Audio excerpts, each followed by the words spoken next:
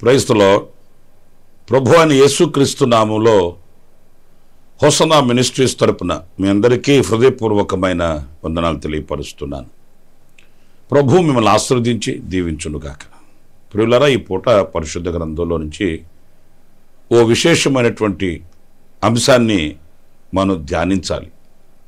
ఎందుకంటే ప్రభు రాకడ ఆసన్నమవుతున్న ఈ దినాలలో మనం ఆ రాకడకు ఎలా ఆయుధపరచబడాలి అనేది మనం తెలుసుకోవాల్సిన అవసరం ఎంతైనా కూడా ఉంది. ఎందుకంటే మన భక్తి లేకపోతే మనం చేస్తున్నటువంటి ఈ ఆధ్యాత్మికమైనటువంటి జీవితపు అనుభవాలు ఇవన్నీ ఆయన ఆగమనమునందు, ఆయన రాకడ యందు మనము ఆయనను చూడడానికి, ఆయనతో కూడా మనం కొనిపోబడుటకు అనే విషయాన్ని మనం ఎప్పుడు మర్చిపోకూడదు. ఏదో ఈ లోకంలో బ్రతికిన దినములలో ఒక భక్తి మనం చేయాలి కదా అని ఎంపిక చేసుకోలేదు. మనం ఒక నిరీక్షణ గలవారమై విశ్వాసాన్ని చేతపట్టుకొని మనం ముందుకు వెళుతున్నాము. మనకు ఒక శుభప్రదమైన నిరీక్షణ ఉంది. ఆయన వస్తాడు, ఆయన ఉండు చోటున మనల్ని ఉంచుకోవడానికి మనల్ని తీసుకుని వెళతాడు అనే ఒక శుభప్రదమైన నిరీక్షణ మనకు ఉంది. అన్నప్పుడు ఆయన ఆగమనమునకు మనం సిద్ధపడాలి, కనురెప్పపాటులో రూపాంతరం చెందాలి అన్నప్పుడు సంఘముగా సమకూర్చబడిన వారం కావాలి. ఎందుకంటే ఈ సంఘము కొరకే ఆయన ఈ లోకానికి దిగి వచ్చాడనే సంగతిని మనం ఎప్పుడు తలపోసుకోవాలి. అన్నప్పుడు అసలు ఈ సంఘము అంటే ఏంటి? ఏదో ఒక భవంతి కట్టుకొని అందులో ఆరాధించడమా, లేకపోతే ఆర్భాటాలతోనూ హంగులతోనూ రూపుదిద్దుకొని మాది ఈ సంఘం అని చెప్పుకోవడానికేనా? ఈ సంఘం యొక్క అనుభవాలు ఏంటి, అసలు ఈ సంఘం అంటే ఏమై ఉన్నది అనేది మనం తెలుసుకుంటే అది మన ఆధ్యాత్మికమైన జీవితానికి ఎంతైనా కూడా ఉపయోగపడుతుంది అనేది నా భావన. పరిశుద్ధ గ్రంథంలో మనం చదివినప్పుడు అసలు సంఘం అంటే ఎవరు ఏంటి అంటే యూదా పత్రికలో చక్కటి మాట మనం చదువుతాము. 1వ అధ్యాయము 1వ వాక్యంని నేను చదువుతున్నాను. యేసుక్రీస్తు దాసుడును యాకోబు సహోదరుడునైన యూదా తండ్రి అయిన దేవుని యందు ప్రేమింపబడి యేసుక్రీస్తు నందు భద్రము చేయబడి పిలువబడిన వానికి శుభమని చెప్పి వ్రాయున్నది. ప్రియులారా, ఈ వాక్య భాగంలో చూడండి, మనం గమనించవలసింది పిలువబడిన వానికి శుభమని చెప్పి వ్రాయున్నది అంటే సంఘము అనంటే ఓ పిలువబడిన సమాజము లేక పిలువబడిన ప్రజల సమైక్యత అనేది ఇక్కడ మనం గమనించాలి. ఏదో సంఘము అనంటే క్రైస్తవ కుటుంబంలో పుట్టి పెరిగాం గనుక మనం వెళ్ళి ఆరాధన చేసుకుని వచ్చే ఒక స్థలము అని మాత్రం మనం అనుకోకూడదండి. ఆ సంఘము అనేది మన వ్యక్తిగత జీవితాలతో ముడిపడి ఉన్నది. నేను సంఘములో ఒక సభ్యుడను, మేమంతా కలిసి ఒక సంఘం కట్టడం కాదండి. ఒక చెట్టు కింద కూర్చొని ఒక 50 మంది ఆరాధన చేసినా అది సంఘమే అనబడుతుంది. కట్టడం లేనంత మాత్రాన ఇది సంఘము అనేదానికి లేదండి. ఒక కట్టడం లేనంత మాత్రాన ఇది సంఘం కాదండి అని ఎలా చెప్పగలం? సంఘము అనంటే ఒక భవంతి, ఒక కట్టడము ఇది కాదండి. పిలువబడిన వాళ్ళు ఓ చక్కటి పిలుపును కలిగి ఆకర్షించబడిన వాళ్ళు ఏ చోట 10 మంది, ఏ చోట 2-3 కూడి వాళ్ళు ఆరాధన చేసినా అది సంఘమే అనబడుతుంది. ఇక్కడ మెట్టుకు మనం గమనించవలసింది, ఈ సంఘమే అనబడిన వాళ్ళు పిలువబడిన వారేనా అంటే ఒక ప్రత్యేకతను మనం కలిగిన వారమై ఉండాలి. పిలువబడిన వారు అంటే ఎక్కడి నుంచి పిలువబడిన వాళ్ళు? మనం లోకంలో ఉన్నాము. లోకములో ఉన్న పాపం మనలో ఉంది. జన్మతః పాపం మనలో ఇమిడి ఉంది. ఈ ఆచార సంబంధమైనటువంటి కార్యాలలో నుంచి, ఈ లోక సంబంధమైన కార్యకలాపాలలో నుంచి, ఈ పాపపు ఉచ్చులలో నుండి, ఈ పాపము యొక్క కబంధ హస్తాలలో నుంచి మనం పిలువబడిన వారము. నా ప్రియమైన సహోదరులారా, చాలామందికి సంఘం అంటే అర్థం తెలియక సంఘం అంటే ఏదో ఒక ఆచారం అనుకుంటున్నారండి. సంఘం అంటే మనం ఏర్పరచుకొనిన ఒక పద్ధతి అనుకుంటున్నారు. కాదు కాదు కాదు. ఎవరైతే ఆ ఉన్నతమైన పిలుపును కలిగి, అంటే దేవుడు వాళ్ళని ఆ పాపంలో నుంచి పిలిచినప్పుడు, దేవుడు ఆ ఆచార సంబంధమైన కార్యక్రమాల నుంచి వారిని పిలిచినప్పుడు, దాన్ని విడిచి ఎవరైతే ఆయన యొద్దకు వచ్చారో వారు సంఘం. మరి పిలువబడినప్పుడు ఇంకా పాపాన్ని విడువక, ఇంకా లోకాన్ని విడువక, ఇంకా లోక సంబంధమైన ఆచార సంబంధమైన వాటిల్ని మరువక, నేను సంఘంలో సభ్యుడిని, నేను సంఘం అనడానికి అతనికి సంఘానికి సంబంధమే లేదండి. ప్రియులరా, ఈ రోజున మన ఆధ్యాత్మికమైన జీవితం యొక్క స్థానాన్ని మనం గుర్తించాలి. ఇంకా లోకంలో ఉన్నటువంటి వాటిని ధరించుకొని సంఘంలో నేను ఒక వ్యక్తిని అనిపించుకొని మురిసిపోతున్న వాళ్ళు ఎంతమంది లేరు అంటారు? సంఘము అనేది లోకంతో పెనవేసుకొని ఉండదు. సంఘములో లోకం ఉండదు. అసలు సంఘం అంటేనే ఒక ఏర్పరచబడింది కదా, ప్రత్యేకించబడింది కదా. లోకంలో ఉన్న కార్యకలాపాలు మరల సంఘంలో ఉంటే సంఘానికి లోకానికి వ్యత్యాసం ఏంటి?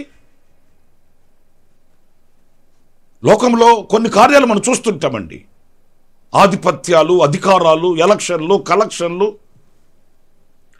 లోకంలో కొన్ని కార్యకలాపాలు ఉంటాయి. ఇది మా కులం, ఇది వీళ్ళ కులం, వీళ్ళు మావాళ్ళు, వీళ్ళు మావాళ్ళు కాదు, ఇలాంటి వ్యత్యాసాలు ఉంటాయి లోకంలో. అవి మరల సంఘంలో పొడచూపే పని అయితే సమాజానికి సంఘానికి ఏంటి వ్యత్యాసం? కాదు. సంఘం అంటేనే పిలువబడినది, ఏర్పరచబడినది, ప్రత్యేకించబడినది. సమాజంలో ఉండే పద్ధతులు వేరు, సంఘంలో ఉండే పద్ధతులు వేరు. సమాజంలో ఉండే వ్యక్తుల వ్యక్తిత్వాలు వేరుగా ఉంటాయి, సంఘంలో ఉన్న వ్యక్తుల యొక్క వ్యక్తిత్వాలు వేరుగా ఉంటాయి. దానికి దీనికి పోల్చడానికి కుదరదు. గనుక సంఘము అనంటే పిలువబడిన వారు అనేది ఈ మొదటి వాక్యంలో మనం గమనించవలసి వస్తుంది. ఇకపోతే క్లుప్తంగా నేను మీకు తెలియపరుస్తాను. రెండవది, సంఘము అనంటే పరిశుద్ధులుగా ఉండుటకు పిలువబడిన వారు అనేది రోమపత్రిక 1వ అధ్యాయం 2వ వాక్యంలో మనం చదువుతాము. ఆ మాటలు కూడా మనం చదివి ఆ మాటల్ని ధ్యానిద్దాము. దేవుని సువార్త నిమిత్తము ప్రత్యేకింపబడిన వాడునైన పౌలు రోమాలో ఉన్న దేవుని ప్రియులందరికీ, అనగా పరిశుద్ధులుగా ఉండుటకు పిలువబడిన వారందరికీ శుభమని చెప్పి వ్రాయున్నది. ప్రియులారా, ఈ వాక్యంలో మీరు గమనించి ఉంటారని నేను అనుకుంటున్నాను. పరిశుద్ధులుగా ఉండుటకు పిలువబడిన వారు అంటే ఇక్కడ మనం గమనించాలి కదా, మనం ప్రభు రాకడ వరకు ఎలా ఉండాలి అని అంటే ఈ పరిశుద్ధతను కలిగిన వారమై ఉండాలి. ఏదో నేను పిలువబడ్డాను అని ఆ ముద్రను వేయించుకొని మరలా లోకానుసారంగా బ్రతకడం కాదు. నేను పిలువబడ్డాను అని గుర్తింపు పొందుకొని రిజిస్టర్లో పేరు రాయించుకొని, ఇక నాకేంటి రిజిస్టర్లో పేరు నమోదు చేయబడింది, నేను కూడా ముద్ర వేయబడ్డాను, ఇక నాకేంటి అని మనం తిరగడం కాదట.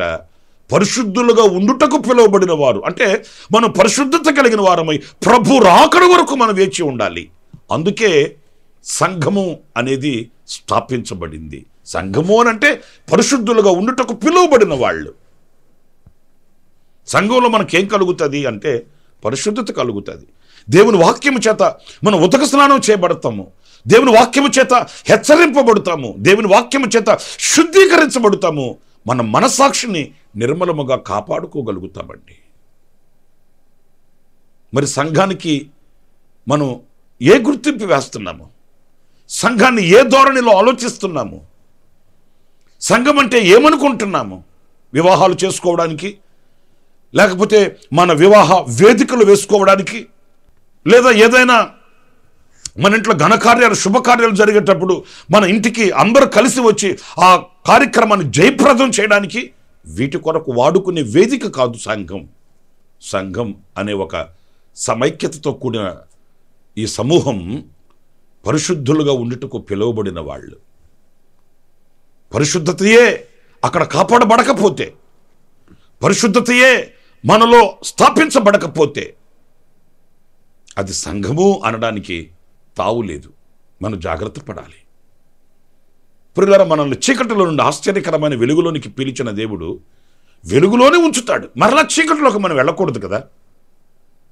లోకంలో నుంచి మనల్ని ఏర్పరిచి సంఘముగా సమకూర్చాడు. ఎందుకోనంటే ఈ పరిశుద్ధతని అంతం వరకు మనం కాపాడుకోవడానికి. పరిశుద్ధత లేకుండా ఎవడు ప్రభువును చూడలేడు.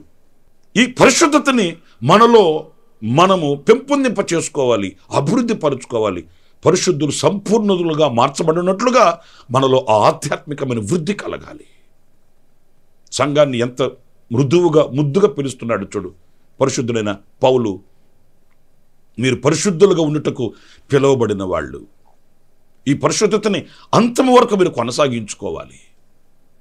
పరిశుద్ధతను ఏమాత్రం మీరు విడిచిపెట్టకూడదు, జార విడుచుకోనకూడదని పరిశుద్ధులైన పౌలు సంఘానికి ఆయన వ్రాస్తున్న మాటల్లో తెలియపరుస్తున్నాడు. మరి ఈ రోజున సంఘానికి మనం ఎందుకు వెళుతున్నామండి? కొంతమందికి దేవుని మందిరంలో వాళ్ళకి గనక వాళ్ళని సరిచేసే వాక్యం గనక వస్తే, దైవజనుడు గనక పరిశుద్ధాత్మ ప్రేరణతో వాళ్ళని సరిచేసే మాటలు గనక మాట్లాడితే కొంతమందికి ఎంత చికాకో. ఏంటండి ఎప్పుడు చూసిన విమర్శనాత్మకంగా చెప్తాడేంటండి ఈయన వాక్యం అంటారండి. విమర్శించడానికి కదా వాక్యం ఉండేది, సరిచేయడానికి కదా వాక్యం ఉండేది, బాగు చేయడానికే కదా వాక్యం ఉండేది. మనలో పరిశుద్ధతని కలిగి ఈ పరిశుద్ధత ప్రభు రాకడ వరకు నిలిచి ఉండడానికే కదా వాక్యం ఉండేది. బట్టలు ఉతకడానికి తీసుకుని వెళ్ళి ఆ మురికంతా పోయేంత వరకు మనం జాడిస్తామా, ఉతుకుతామా, లేకపోతే ఊరికే నీళ్ళలో ముంచి తీసుకొని వచ్చేస్తామా? ఆ వస్త్రానికి ఉన్న మురికి పోవాలి కదా, ఆ వస్త్రానికి పట్టి ఉన్న ఆ మురికి విడిచిపెట్టాలి కదా. ఏం చేస్తాం? సోపేసి రుద్దుతాం. మరి మన హృదయాన్ని కూడా దేవుని వాక్యము చేత మనం సరిచేసుకోవడానికి సమ్మతించాలి కదా. విసుగు పడితే ఎలాగా? కసురుకుంటే ఎలాగా? చికాకు పడితే ఎలాగండి? ఒక వైద్యుని దగ్గరికి వెళతాము, రోగం బాగు చేసుకోవడానికి వెళతాము, సరదాగా మాట్లాడుకొని రావడానికి వెళ్ళం కదా. మరి దేవుని సన్నిధికి వెళ్ళినప్పుడు ఈ పరిశుద్ధతను కాచుకోవడానికి కావలసిన వర్తమానాన్ని స్వీకరించాలి. దేవుని దాసుని నోట వచ్చే మాట అది దేవుని సంకల్పం అని గ్రహించాలి. శిరస్సు వంచి నమస్కరించినప్పుడే మనం పరిశుద్ధతను కాచుకోగలిగిన వారం అవుతాము. పరిశుద్ధతని స్థాపించుకొని నడిపించబడిన వారం అవుతాము. సౌలు దావీదుని ఇద్దరిని పోల్చుకొని చూడండి. సౌలుని సరిచేయడానికి సమూయేలు ప్రవక్త వెళ్ళినప్పుడు సమూయేలు సౌలుతో సూటిగా మాట్లాడాడు. నువ్వు చేసిన పనేంటి, నీ అవివేకమైన పనేంటి అన్నప్పుడు సౌలు అంగీకరించలేదండి. వాస్తవమే నేను తప్పు చేశాను, పాపం చేశాను, అతిక్రమం చేశాను అని ఒప్పుకోలేదు, విరుచుకుపడ్డాడు. ఎందుకంటే అధికారం ఉంది కదా, చేతిలో జనం ఉన్నారు కదా, రాజ్యం ఉంది కదా, బలం ఉంది కదా, ఒక స్థానం ముందు ఉన్నాడు కదా. అందుచేత దైవ సేవకుని మాటను ధిక్కరించి ఎదిరించాడు. నేను ఊరకనే తీసుకొచ్చుకున్నాను అనుకుంటున్నామంటాయా? నేను ఏం చేసినా అందులో ఒక కారణం ఉంటుంది. కారణం లేకుండా నేను చేస్తాను అనుకున్నావా? దేవునికి బలర్పించడానికి తెచ్చానని కప్పుపుచ్చుకున్నాడు, ఎదిరించాడు. ఏమైంది? ఏ రాజ్యాన్ని అయితే ఆధారం చేసుకున్నాడో ఆ రాజ్యమే లేకుండా పోయింది. కృపను పోగొట్టుకున్నాడు, దేవుని దృష్టిలో నుండి తొలగిపోయాడు. అదే సందర్భంలో మనుషులు కాదండి, పొరపాటు అనేది బై మిస్టేక్, కావాలని చేయడం కాదు, కానీ బై మిస్టేక్. ఓకే, దావీదు కూడా ఒక పాపం చేశాడు. అలాంటప్పుడు నాతాను ప్రవక్త వచ్చి దండించినప్పుడు దావీదు శిరస్సు వంచాడండి. నన్ను సరిచేయడానికే కదా ఈ వాక్యం వచ్చింది, నన్ను సరిచేయడానికే కదా దైవజనుడు నిలబడ్డాడు, నన్ను సరిచేయడానికే కదా దైవ సేవకుని యొక్క స్థానం దేవుడిచ్చాడు అని గ్రహించి శిరస్సు వంచాడు. కటాక్షించబడ్డాడు, కనికరింపబడ్డాడు, కృప పొందుకున్నాడు, మరలా అంగీకరింపబడ్డాడు. పరిశుద్ధులుగా ఉండుటకు మనం పిలువబడిన వారమండి. సంఘం అంటే పరిశుద్ధులుగా ఉండుటకు పిలువబడిన ప్రజల సమూహం. మరి మనం ఏ స్థితిలో, ఏ అవగాహన కలిగి బ్రతుకుతున్నాం అనేది మీరు ఆలోచించండి. చివరికి ఇంకొక మాట కూడా నేను మీకు జ్ఞాపకం చేస్తాను. అది ఈ రోమాపత్రికలోనే 13వ అధ్యాయము 14వ వాక్యాన్ని నేను చదువుతున్నాను. ఆ మాటలు కూడా మీరు జాగ్రత్తగా ఆలకించి చూడండి. 13వ అధ్యాయం 14వ వాక్యం చదువుతున్నానండి. మెట్టుకు ప్రభు అయిన యేసుక్రీస్తుని ధరించుకుని వారై శరీరేచ్ఛలను నెరవేర్చుకొనుటకు శరీర విషయమై ఆలోచన చేసుకొనకుడి. ప్రియులారా చూడండి, ఈ వాక్య భాగంలో మెట్టుకు ప్రభు అయిన యేసుక్రీస్తుని ధరించుకుని వారై అంటే సంఘం ఎవరు అంటే యేసుక్రీస్తుని ధరించుకుని వారు. జాగ్రత్తగా వినాలి సుమా. యేసుక్రీస్తుని ధరించుకుని వారు. ఎందుకు యేసుక్రీస్తుని ధరించుకోవాలి అనంటే ఈ సంఘానికి శిరస్సు క్రీస్తు యేసు గనుక. ఈ సంఘము అనే ఈ యొక్క శరీరానికి శిరస్సు క్రీస్తు. క్రీస్తుని ధరించుకోరని ఏ శరీరమైనా జీవిస్తుందా? ఘనత కలుగుతుందా? విలువ కలుగుతుందా? మీరు ఆలోచించండి. సంఘము అంటే క్రీస్తుని ధరించుకోవడం. క్రీస్తుని ధరించుకోవడం అంటే అదే ఒక షర్ట్ కాదు కదా. క్రీస్తుని ధరించుకోవడం అంటే ఏదో ఒక వస్త్రం కాదు కదా. క్రీస్తుని ధరించుకోవడం అంటే ఆయనలో ఉన్న గుణగణములను నెరవేర్చడం. ఆయనలో ఉన్న సాత్వికము, ఆయనలో ఉన్న అనురాగము, ఆయనలో ఉన్న ప్రేమ, పరిశుద్ధత, సమర్పణ, దయాగుణము, వాత్సల్యము, ఇవన్నీ క్రీస్తులో ఉన్నవి సంఘం ధరించుకోవాలి. క్రీస్తుని ధరించుకునిన సమూహమే సంఘం అన్నప్పుడు ఆ క్రీస్తులో ఉన్న ప్రతిదీ మనం సంఘముగా ప్రత్యక్షపరచాలి. సంఘం ప్రయాసపడాలి, సంఘం ప్రేమించాలి, సంఘం సాత్వికం చూపించాలి, సంఘం క్రీస్తులో ఉన్నటువంటి దయాగుణాన్ని, కనికర స్వభావాన్ని ప్రత్యక్షపరచాలి. సంఘం చాలా విలువైనది, చాలా ఘనమైనది కూడాను. గనుక ఆ క్రీస్తుని ధరించుకుని అనుభవాలు ప్రతి ఒక్కొక్కరిలో కనబడాలండి. ఒక 50 మంది ఒక సంఘము అన్నప్పుడు ఈ 50 మందిలో క్రీస్తుని ధరించుకుని అనుభవాలు కనిపించాలి. 100 మంది ఉన్నారు అన్నప్పుడు ఈ 100 మంది ఒక సంఘము అన్నప్పుడు ఈ 100 మందిలో క్రీస్తుని ధరించుకుని క్రీస్తు స్వాభావికమైన గుణగణాలు ప్రత్యక్షం కావాలి. ఏదో కొంతమంది మాత్రమే ఎలా ఉండాలి, కొంతమంది మాత్రమే అలా ఉండవలసిన అవసరం లేదని ఇక్కడ ఆధిపత్యాలకి తావు లేదండి. వీళ్ళు సీనియర్స్ అండి, వాళ్ళు జూనియర్స్ అండి అనేమీ లేదండి. క్రీస్తునందున్న వారందరూ కూడాను ఆయనను ప్రత్యక్షపరచాలి. క్రీస్తుని ధరించుకొనంటే మనలో ఆయన కనబడాలి, మనలో ఆయన ప్రత్యక్షం అవ్వాలి, ఆయన స్వరూపం మన యందు కనబడాలి, ఆయన గుణగణాలు లోకం మనలో చూడగలగాలి. అదే సంఘం.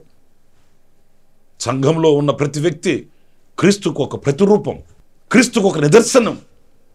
కనుక నా ప్రియ సహోదరులారా, ప్రభు రాకడ ఆసనమవుతున్న ఈ దినాలలో మనం ఒక సంఘముగా సమకూర్చబడిన వారమై సంఘము యొక్క అనుభవాలను గుర్తిరిగిన వ్యక్తులమై ఉండాలి. 3 విషయాలు నేను మీతో చెప్తూ వచ్చాను.